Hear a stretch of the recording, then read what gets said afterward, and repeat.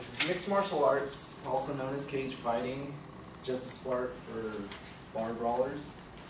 Or can it also be an effective form of self-defense? Today I'm going to go over the history of mixed martial arts, the three main styles used in mixed martial arts, and the ways to win in mixed martial arts fight. Mixed martial arts, also known as MMA, can be traced all the way back to ancient Greece. In ancient Greece, different cities would come together and fight in a style known as pancrase. Pancration fights were a mixture of wrestling and submission. There was some boxing to go with it, but mainly it was just wrestling and submissions, a lot like Brazilian Jiu-Jitsu competitions of today. And I got that from Rob Meyer from the Atlanta Martial Arts Directory in 2006. In 1993, the Ultimate Fighting Championship, known as the UFC, first introduced MMA to the world via a live television broadcast of the Ultimate Fighting Championship 1. In this contest, 8 fighters from 8 styles of martial arts came together to see which style was best. And Royce Gracie, a Brazilian Jiu-Jitsu black belt, he actually won the competition, and he introduced Brazilian Jiu-Jitsu to the world. The early UFC fights were no holds barred, anything goes fights, and they weren't very popular with the US government or state athletic commissions. In 1997, the cable contracts for mixed martial arts were canceled, and they were not going to be resumed until some rule changes went into effect. And that didn't happen until 2001.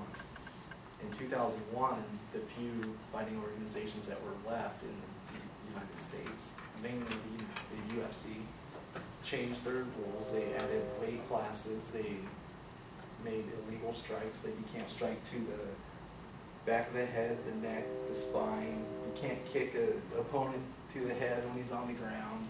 You can't knee to the head when they're on the ground. But I mean, it's still a little bit more brutal than watching a boxing match. And in 2001, the UFC was granted a new cable contract, which is still in effect today. And that's a little bit of the history of mixed martial arts. So there are 3 main styles of fighting in mixed martial arts. You could say there's 4, but I grouped 2 together: boxing and kickboxing, because that's how I learned it. I learned boxing along with kickboxing. There's wrestling and jiu-jitsu. Those are the 3 core things that you should know if you want to fight. Boxing and kickboxing are used when the fight is standing, and it's a stand-up fight. The better a person is at boxing or kickboxing, the less damage it'll take in a stand-up fight. So if you're fighting Mike Tyson, you might want to try to take him down. A boxer will utilize their jabs, which is just like a quick straight punch, and combinations to gain an advantage over their opponent. Shadow boxing. While on the feet, they'll gain the advantage over a less experienced stand-up fighter. There's a lot of different punch-kick combos that you can use to get it, to basically beat up your opponent. The most commonly used combos are the 1-2-3, which is just a punching combo. It's a jab, a cross, and a hook. So, like 3. And then you also got one the other combo that you would use off of that would be a 1-2-3 leg kick, which is a jab, a cross, a hook, and instead of stepping back and you go 1, 2, 3, and then you throw your leg kick. And the leg kick is as quick as a jab, but it hurts so bad. It's the most painful thing I've ever had happen to me. Like, my hip is still messed up because I tried to catch a leg kick and got me in the hip, and I think he broke it. Still hurts. It was like 3 months ago. It still hurts. Randy Couture, the former UFC light heavyweight and heavyweight champion, once said that a good leg kick feels like you're getting hit with a baseball bat wrapped in duct tape. That's true.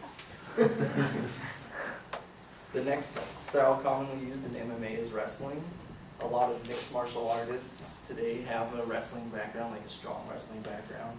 If you watch the UFC, it seems like everybody was a Division I college wrestling champion, but I wasn't, so I'm not in the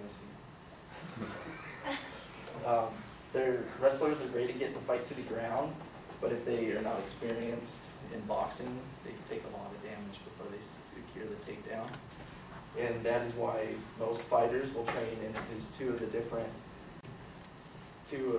main styles. Okay, so the next style is Jiu-Jitsu, whose true origin is a mystery. Chinese claim it, Japanese claim it, the Mongolians claim it, but it's considered a Japanese sport or martial art. It became famous in '93 when Royce Gracie won the first Ultimate Fighting Championship. Everybody wanted to do it after that because nobody had seen him. He had chokes from the ground. It's just crazy. Brazilian Jiu-Jitsu focuses on joint locks and chokes from the ground. The most common joint locks used are the armbar, which is right here.